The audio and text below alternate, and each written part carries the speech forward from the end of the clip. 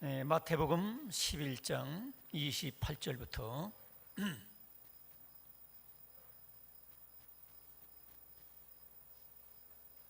30절까지 같이 읽겠습니다. 시작. 수고하고 무거운 짐진 자들아 다 내게로 오라. 내가 너희를 쉬게 하리라. 나는 마음이 온유하고 겸손하니 나의 멍에를 메고 내게 배우라. 그리하면 너희 마음이 쉼을 얻으리니 이는 내 멍에는 쉽고 내 짐은 가벼움이라 하시니라. 아멘. 이 말씀을 통해서 쉬면서 사는 법, 이런 제목으로 말씀을 나누겠습니다. 서로 인사하시기 바랍니다. 쉬면서 삽시다. 이미 휴가를 다녀온 분들도 있겠고, 또 요즘은 이제 한참 쉬는 계절, 휴가철이라고 많이 쉼에 대해서 관심을 가져요.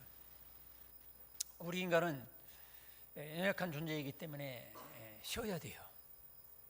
쉬지 않고 계속 일하다 보면 문제가 터지죠. 얼마 전에도 졸음운전으로 운전사가 어느 정도 운전했으면 좀 쉬어야 되는데 쉬지 못하고 운전하다 보니까 커다란 사고를 내가지고 많은 사람이 죽기도 하고 아마 수십 명이 다치기도 해요. 그래서 우리들이 쉬어야 돼요. 저도 10여 년이 넘었지만은 명절 때 차를 충청도서부터 운전하는데 차가 충청도부터 여기까지 한 12시간이 걸리는 때가 있었어요. 지금은 그렇게 안 밀리죠. 근데 그전에는 이 경부고속도로가 아주 좁았어요. 지금은 막 6차선, 8차선까지 이렇게 있는 그 구간이 있잖아요. 근데 밤은 늦고 빨리는 달려야 되겠고 빨리 와서 쉬어야 되겠고 뭐 이런 그 중압감, 또 새벽기도 인도해야 되겠고, 그러니까 12시간을 그때는 우리 집사람은 운전을 안 시켰어요. 제가 믿지 못해가지고 오직 예수님만 믿고 마누라는 믿지 말아야 되겠다 뭐 이런 생각 때문에 운전대를 안 줘가지고 저 혼자 12시간을 운전했으니까 상상을 해보세요. 그러다가 제가 중앙분리대 조금 턱이 있어요. 거기다가 차를 정신이 들어왔다 나갔다는 걸 알면서도 운전하는 거예요. 잠깐 나갔을 때 쾅 부딪혀가지고 타이어가 완전히 찢어져가지고 큰 사고가 날 뻔했어요. 정말로 하나님의 은혜로 제가 여기 서 있는 것도 제가 하나님 은혜입니다. 그때 아마 중앙분리대 들이받았으면 아마 그때 하필이면 또 제 어머니도 모시고 있었어요. 다 죽었죠. 근데 이와 같이 우리가 쉬어야 할 때 쉬지 않으면 우리가 사고치고 나도 죽고 남도 죽이고 사랑하는 가족도 죽게 만드는 수가 있어요. 그래서 우리들이 쉬면서 살아야 돼요. 주일날 이렇게 교회 나오는 건 이게 뭐냐면 이게 쉬는 거예요. 어떤 분들은 너무 바쁘다고 주일날도 일해. 그건 책임 묻혀요. 하나님이 책임져 주시지 않습니다. 주일날까지 돈 벌고 돈을 얼마나 벌겠다고, 솔직히 말해서 아무리 벌어도 삼성의 아무개만큼 벌 수 있겠어요? 못 벌잖아요. 그분이 행복합니까? 지금 저기 갇혀 있잖아요. 재판받고 있고, 그 아버지는 지금 호흡기 꽂고 있고 지금 치료 중에 있잖아요. 그렇기 때문에 여러분 마음을 비워야 돼요. 쉬어야 돼요.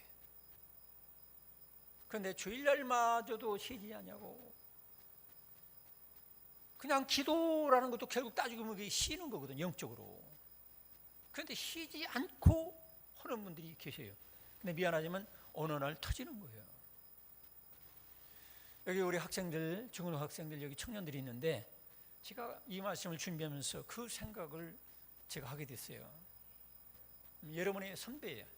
우리 중고등학생들의 선배인데 그 학생이 어느 날 토요일날 와서 기도하고 찬양하고 주일날 예배드리고, 이게 부모님이 걱정하는 거야.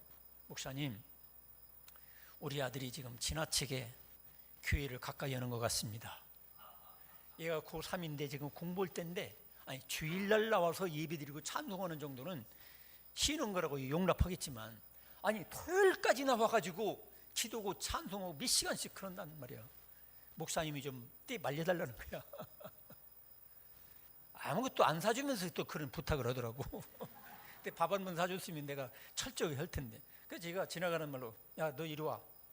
너 고3인데 너 주일날 예배 드리는 것은 쉬는 거라고 생각하고 인정하겠지만 토요일까지 와서 하는 건 지나치지 않냐? 그러니까 그 학생이 나한테 그래요.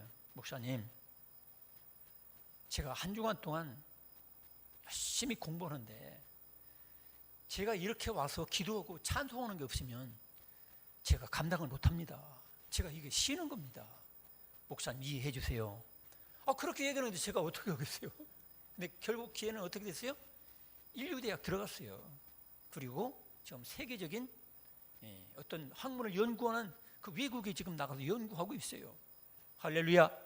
우리 중고등학생들도 마찬가지예요. 우리가 예배드리고 기도하고 이게 어떻게 보면 인간적으로 한 주간 동안 죽으라고 일했는데 또 놀러 가지도 못하고 쉬지 못하고 또 교회 나가서 또 기도하고 예배드리고 찬송하고 그 따분한 설교를 들어야 되니 이렇게 생각하는 분들이 있어요. 학생들이.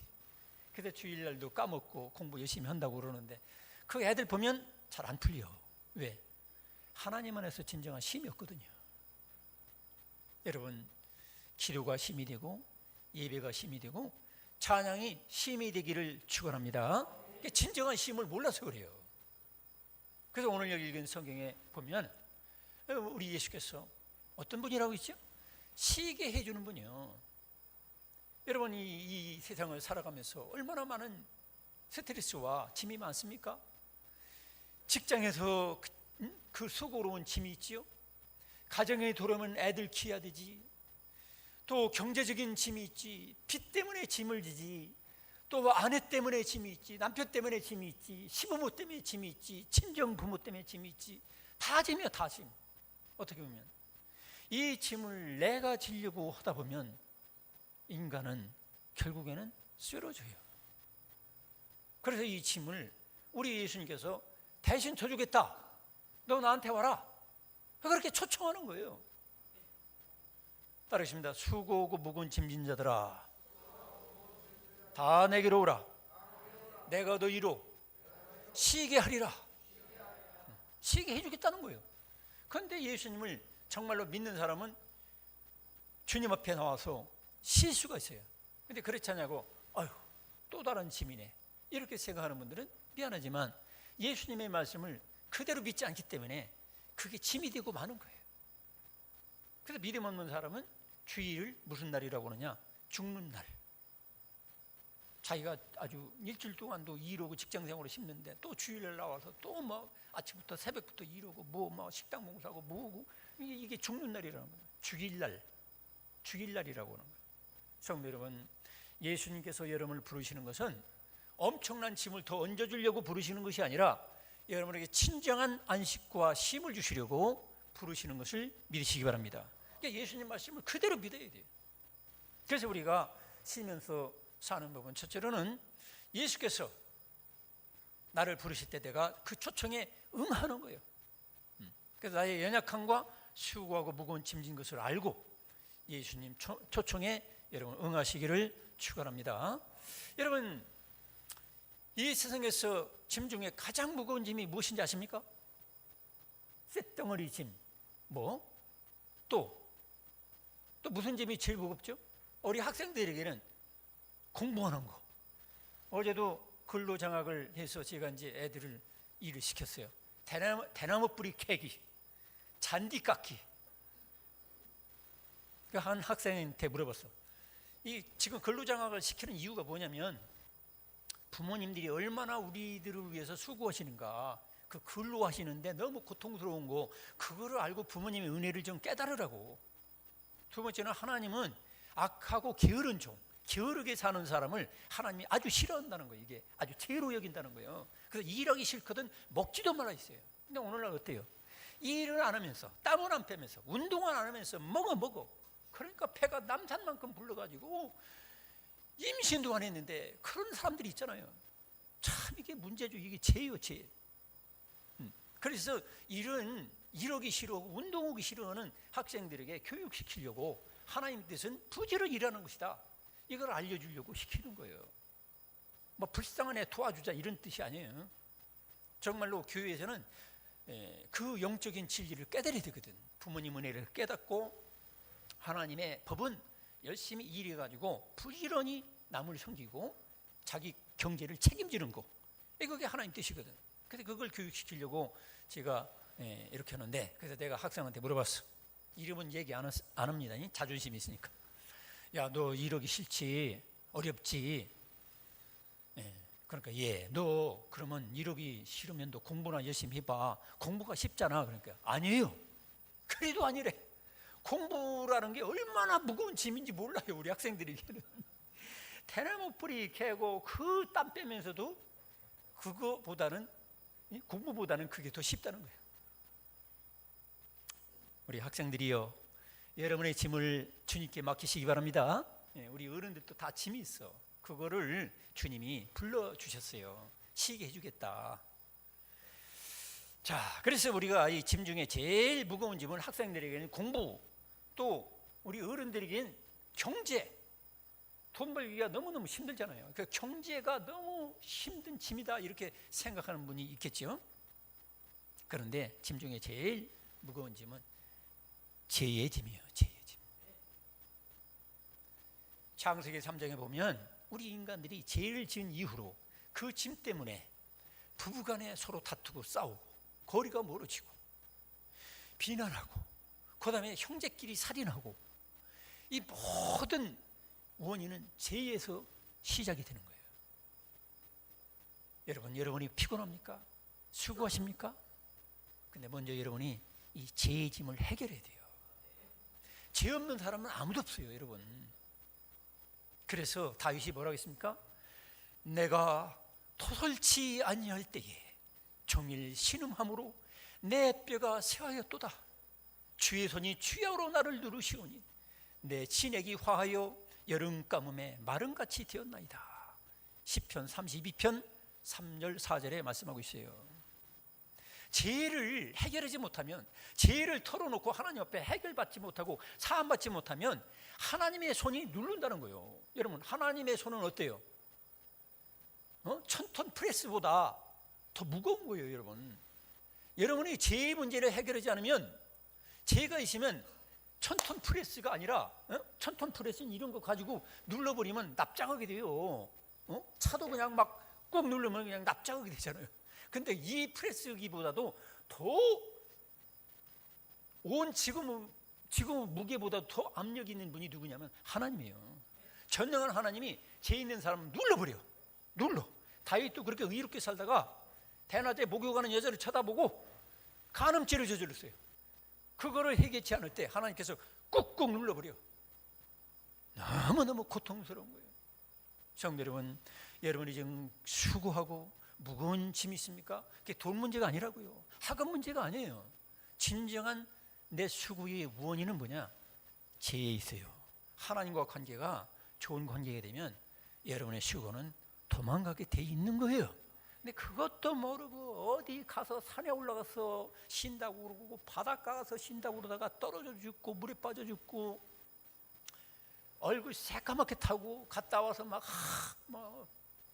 더 기롭고 새벽기도 잘 나오던 사람도 안 나와. 왜? 너무 스트레스를 받아가지고. 쉬러 갔다는 게 오히려 더 어떤 면에서 더 쉬지 못할 일이 터지는 거예요. 성도 여러분, 죄 문제가 해결되기를 축원합니다. 우리 예수께서 수고하고 무거운 짐진 자들아 할 때 그 수고와 무거운 짐의 본질이 뭐냐면 바로 죄라는 거예요. 우리 인간은요, 아무리 구원받았다 할지라도 날마다 죄 짓는 부분이 있어요. 마음으로, 생각으로, 불신앙으로, 믿음 없이 함부로 말을 하고 함부로 악한 생각을 하고 음란한 생각을 하고 하나님 뜻이 아닌 것을 향해서 걸어가고 고집 부리고, 그런 죄가 우리에게 있어요. 그런 죄를 날마다 십자가 앞에 나가서 해결받기를 축원합니다. 이거 해결받지 못하면 여러분 어떤 거 가지고도 해결이 안 되는 거예요. 실수가 없어요. 예수께서 오시기 전 약 700년 전에 이사야 선지자가, 예언가가 바로 우리 예수님이 하실 그 본질적인 사역이 뭐냐? 그는 실로 우리가 받아야 할 고통을 대신 받고 우리가 겪어야 할 슬픔을 대신 겪었다. 이렇게 이사야서 53장 4절에 말씀하고 있어요. 우리의 수고, 고통, 이 모든 걸 대신 지시려고 예수님이 오신 거예요. 할렐루야. 그 예수님께 여러분 나가셔야 되는 거예요. 이런 예수님께 나가서 제 문제 해결하지 않고 인생을 살아가겠다고 하는 사람은 운전대를 붙잡고 12시간이 아니라 24시간 계속 운전하겠다는 거예요. 그거 뭐 뻔한 거예요. 사고나 거꾸로 지고 부딪히고 그렇게 돼 있어요. 아니면 목에다가 연자 맷돌, 이만한 맷돌을 목에다 걸고 수영하겠다는 거예요. 제가 우리 남전도에 아주 오래된 얘기지만 남전도에 저 대청호인가 거기 한번 놀러 갔었죠. 근데 저쪽에서 그물을 가져오라는 거예요. 강 저쪽에서. 저도 수영 좀 한다고 제가 스스로 자부하고 있었어요. 제가 이렇게 교만해요. 그래서 그물을 목에다 칭칭 감고 시험을 치기 시작했어요. 근데 그물은 그냥 그물만 있는 게 아니잖아요. 그 납덩어리가 이렇게 졸졸졸졸 매달려 있잖아요. 처음에 들을 때는 뭐 별 무겁지 않더라고. 그래서 목에다 걸고 여기서부터 어디라고 할까? 한 100m 떨어졌다고 해볼까요? 정확한 건 잘 모르겠어요. 수영을 시작했어요. 뭐 제가 수영해봤자 이거죠 뭐. 개헤엄. 중간 정도 가기 시작하는데 술술술 침이 빠지기 시작하고 점점 코로 그냥 물이 들어가기 시작하는 거예요. 야, 이러다 죽는구나. 이러다 내가 순교도 아니고 개처럼 죽는구나.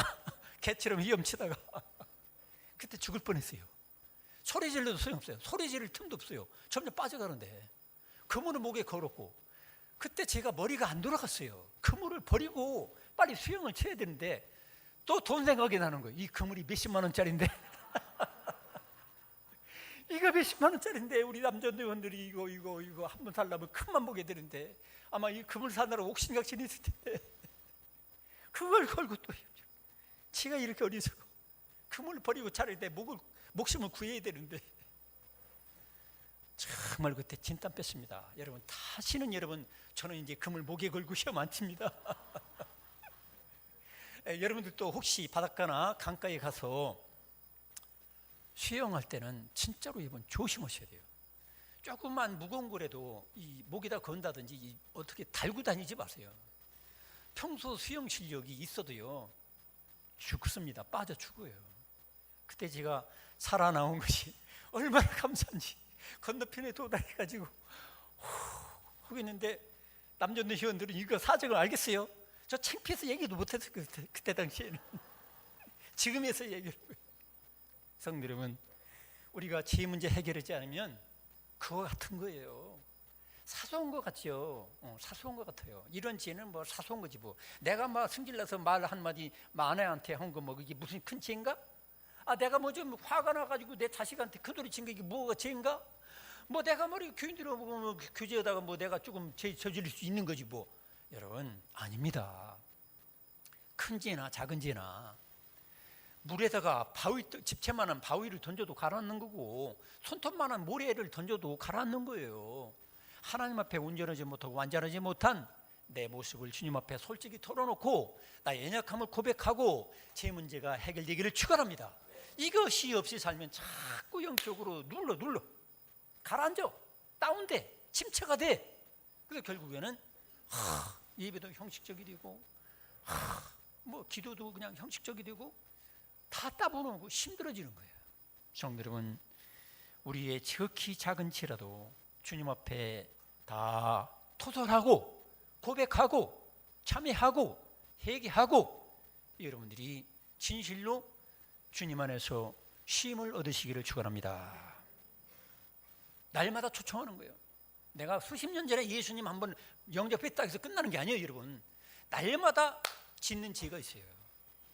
이런 죄를 주님 앞에 토설하시고 고백하시고 또 여러분이 염려 근심 걱정 없는 사람 없잖아요. 다 있잖아요. 여러분 저도 있어요. 근데 염려 근심 걱정을 계속 지고 간다. 이건 뭐냐면 목에다가 무거운 낚싯줄을 걸고 낚싯줄이 아니라 그물을 걸고 헤엄치는 거나 똑같아요. 결국 가라앉죠. 염려 근심 걱정 주님 앞에 기도해서 다 맡겨버리시길 축원합니다. 여러분 제가 운전 미숙 하는 분이 운전해 주겠다고 하면서 운전대를 붙잡고 운전하면 제가 어떻게 되겠어요? 오른다리에 힘이 막 들어가는 거예요. 이럴 때 밟아야 되는데, 저 사람이 왜 안 밟지? 빨리 밟아야 되는데. 오른쪽 다리에 자꾸 힘이 들어가는 거예요. 나중에 오른다리가 한참 지나고 나면 차에서 내리면 오른다리가 지가 나. 아이고, 불안해. 맡기지 못하게 그래요. 여러분, 여러분의 인생을 운전할 수 있는 주권자 예수님은 믿을 만한 분이라는 사실을 믿으시기 바랍니다. 예수님을 믿지 못하고 맡기지 못하니까 우리 아들, 우리 딸, 우리 며느리, 우리 손자 맡기지 못하니까 맨날 근심 걱정하니까 얼굴이 새카매지고 찬양도 안 나오고 그냥 찬양을 하고 다른 사람 찬송할 때 그냥 입만 달싹달싹 붕어 입처럼 됐다 뗐다 하고 힘도 안 내. 우리 학생들 중에 그런 학생들 있지. 그러면 안 돼요. 그리고 고개 푹 숙이고 옳습니다 학생들이 있네. 이런 사람들은 결국에는 주님 앞에 실수가 없어요. 그래서 살수록 피곤해. 신앙생활할수록 무거워져. 피곤해. 여러분, 주님께 맡기시기 바랍니다. 그리고 초청에 응한다는 건 의지한다는 거예요. 여러분, 제가 우리 아파트 뒤에 보면 천성산이 있어요. 언덕이 굉장히 가파라요. 그냥 올라가려면 한 걸음 걷고 또 한 걸음 걷고 숨을 한 번씩 쉴 정도로 힘들어요. 근데 제가 아이디어를 얻었어요. 지팡이를 만들어 가지고 2다리로 걷는 게 아니라 4다리로 걷는 거예요. 그 가파른 언덕에 4다리로 걸으니까 쉬면서 지팡이를 의지하면서 걸으니까 괜찮아요. 여러분,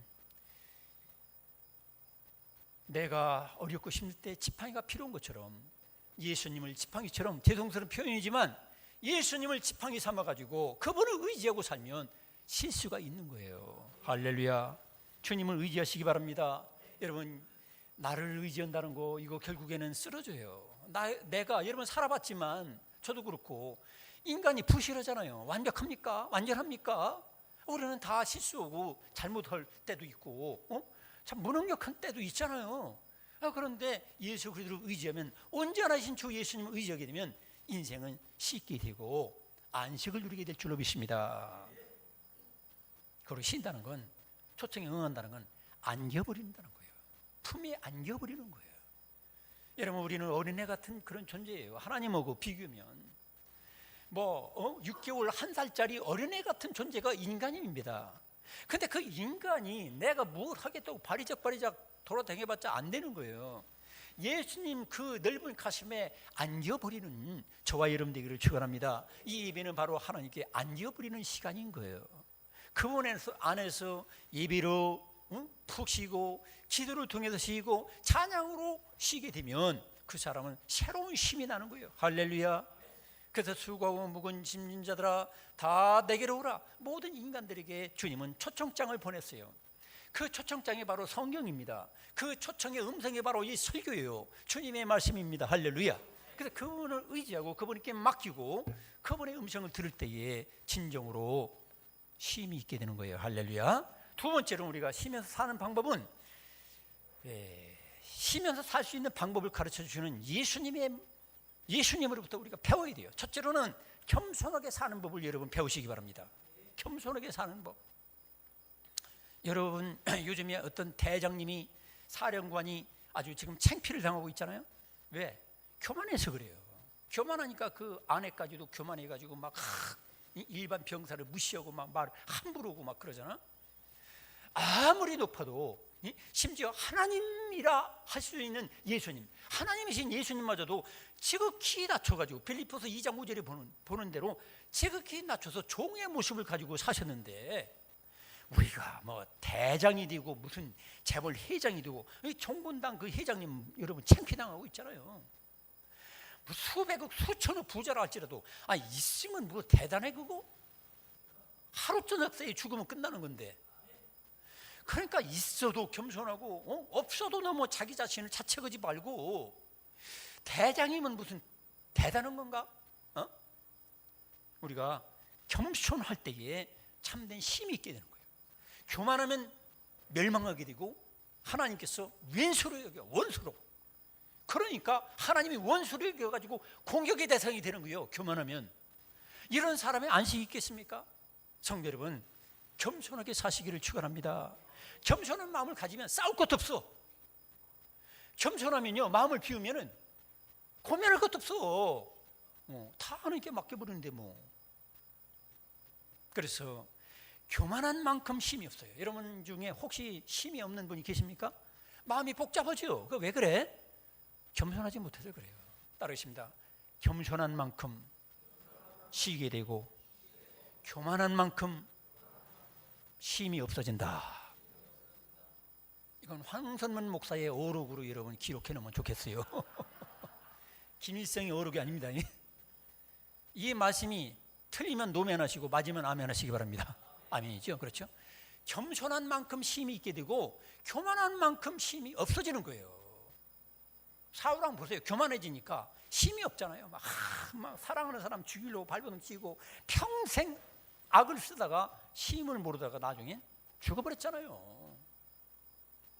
그러니까 여러분이 혹시 힘이 없으면 내가 너무 교만하구나, 또 힘이 없으면 내가 너무 욕심이 많구나, 이렇게 깨달아야 돼요. 그렇지 않냐고. 이건 누구 때문에 내가 쉬지 못하고, 내가 가난해서 못 쉬고, 내가 일이 복잡해서 못 쉬고, 막 이렇게 얘기할 거 없어요. 그건 내 마음의 문제예요. 먼저 내가 교만하면 힘이 없어요. 또 욕심이 지나치면 힘이 없어요. 제가 이런 말에서 죄송합니다. 용납해 주시기 바랍니다. 얼마 전에 저에게 몇백만 원이 갑자기 떨어졌어요. 생기게 됐어요. 그래서 제가 이 돈을 어떻게 쓸까 생각하다가 얼른 제가 지금 아버지가 돌아가셔가지고 등록금이 없어가지고 안절부절을 못하는 어떤 학생에게 제가 100만 원을 입금시켜줬어요. 돈을 가지고 있을 때보다 없어지니까 마음이 더 쉬게 되더라고. 우리 교회 학생은 아닙니다. 그래서 100만 원을 등록금으로 얼른 붙여주니까 마음이 가뿐해져. 그 다음에 또 어떤 여인이 있어요. 임플란트를 지금까지 아마 수천만 원 했을 것 같은데 또 오게 생겼어. 그 몇백만 원 또 들어가게 생겼어. 그래서 해야 되나 말아야 된다 고민하고 있어요. 그래서 제가 100만 원을 팍 줬어요. 어떤 여자인지 몰라요. 어쨌든 팍 주니까 아주 좋아해. 마음이 톡 가벼워져. 그 다음에 우리 집사람이 휴대폰을 제가 25층에 살기 때문에 또 밑에 차에다 놓고 왔기 때문에 제가 이 속옷만 입고 있기 때문에 또 야하게 얘기해서 미안합니다. 집사람하고 휴대폰 좀 가져오라고 사정하니까 맨입으로는 못 간다는 것 같아. 제가 막 노란 돈 5만 원짜리 탁 꺼내가지고 탁 줘주니까 입에 막 벌어져가지고 그냥 막 밑에까지 내려가서 얼른 가져. 그래서 제가 그걸 보고서 쌀뚝에서 20만 원구나, 그걸 제가 알았어요. 제가 몇백만 원 갑자기 생기니까 막 주고 싶은 거예요. 막 제가 원래 평소에는 그렇지 않았거든.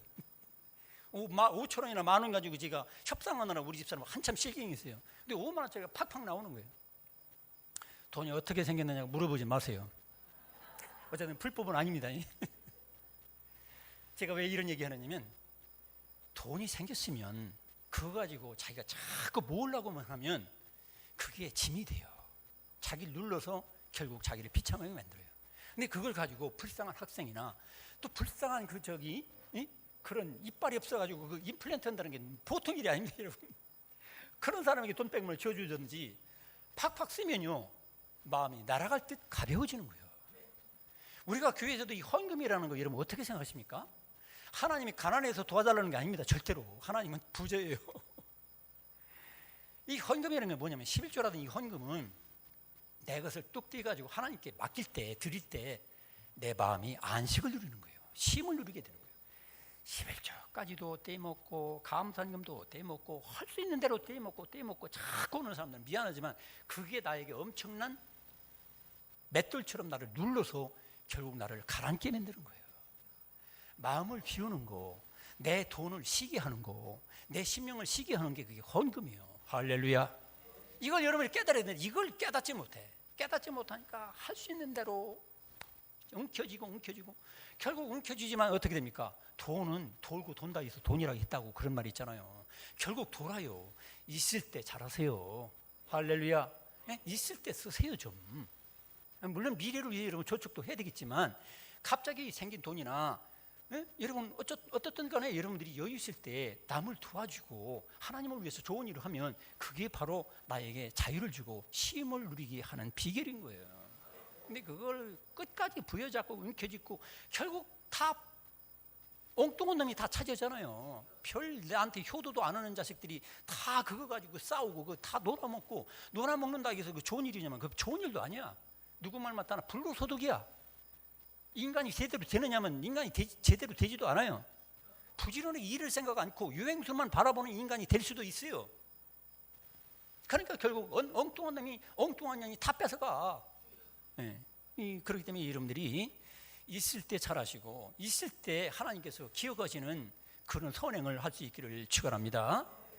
그래서 우리들이 욕심을 비우면 쉬게 되고 교만을 내가 내버리고 겸손한 예수님처럼 겸손하게 하나님인데도 최고 높은 대장인데도 탁 내려가지고서 죄인과 같이 종노릇하고 우리를 위해서 어느 정도 종노릇했느냐면 스스로 가난해지고 스스로 매맞고 욕먹고 나중에 십자가에 죽기까지 하셨어요.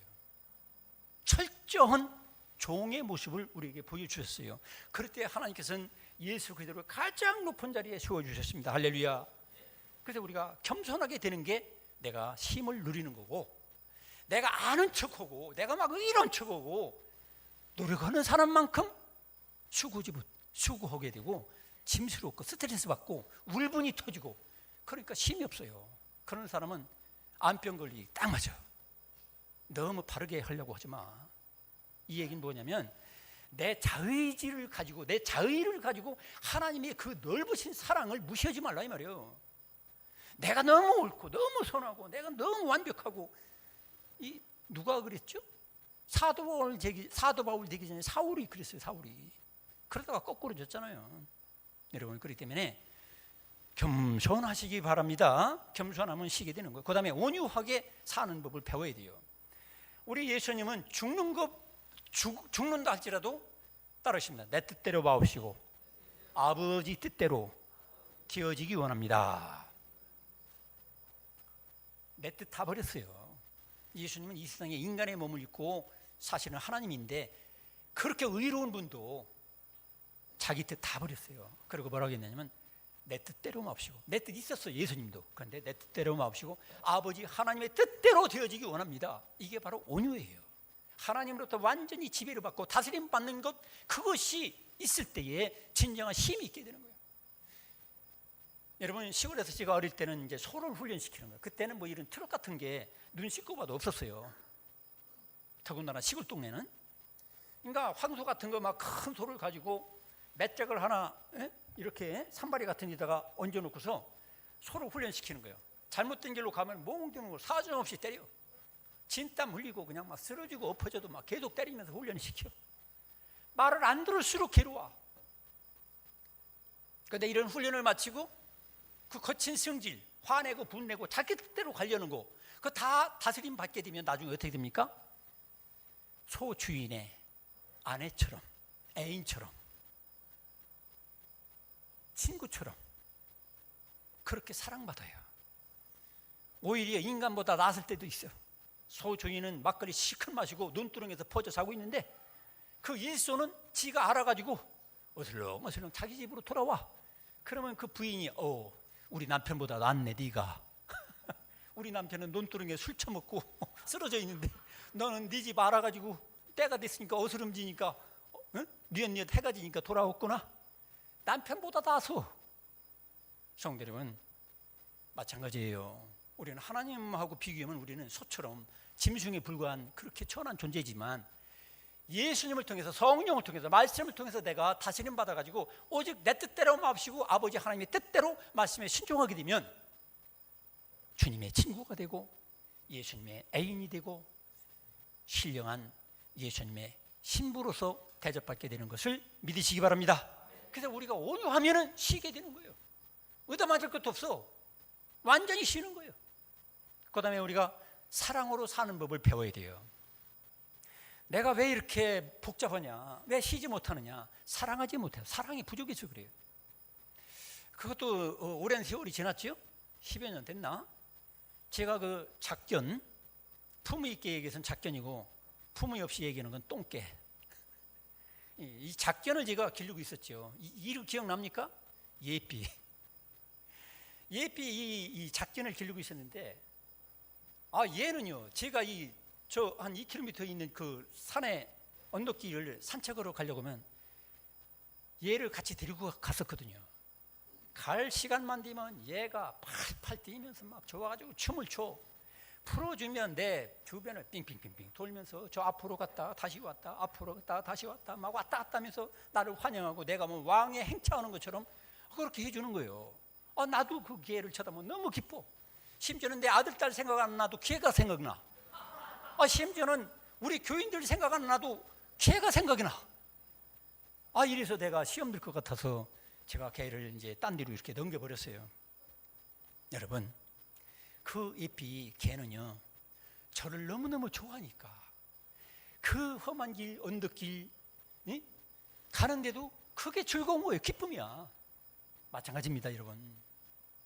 우리가 예수님을 그렇게 기뻐하고 좋아하고 그분이 나의 사랑하는 구원자 되심을 정말 믿는다면 예수님과 함께 걸어가는 길이 너무 기쁜 거예요. 그냥 막 팔팔 춤추듯이 신앙생활, 교회생활이 너무 기쁘고 즐거운 거예요. 기도도 좋아, 찬송도 기뻐, 말씀 듣는 것도 너무 기뻐요. 왜? 예수님과 함께 하니까. 가장 사랑하시는, 나를 사랑하시는 그 예수님이 내 눈에 보이지 않지만 내 마음에 살아계시고 예비 중에 여기 임재하시기 때문에 이 사실을 믿는 사람은 다 기쁨이야. 두려울 거 없어. 이 예삐가 그 절에서 키우는 그 흰둥이 같은 거, 공같이 큰 개가 2마리나 있어요. 얘들이 얼슬렁얼슬렁 내려와서 이 조그만 개를 한번 건드려보려고 2마리가 내려오는 거예요. 나도 겁나는데 이 주먹만한 이 예삐가, 주먹보다는 크죠? 이 예삐가 팔팔 뛰면서 이 주인이 있다고 그 백을 믿고 막 물러 덤비는 거예요. 2 개가 어이없어가지고 이 물건 같지 않은 것이 어떻게 나한테 덤벼들어. 얘들이 뻥쪄가지고 하면서 덤벼들려고 그러죠. 그런데 우리 때문에 얘들이 함부로 물러 덤비지 못하는 거예요. 예삐는 이거 알아요.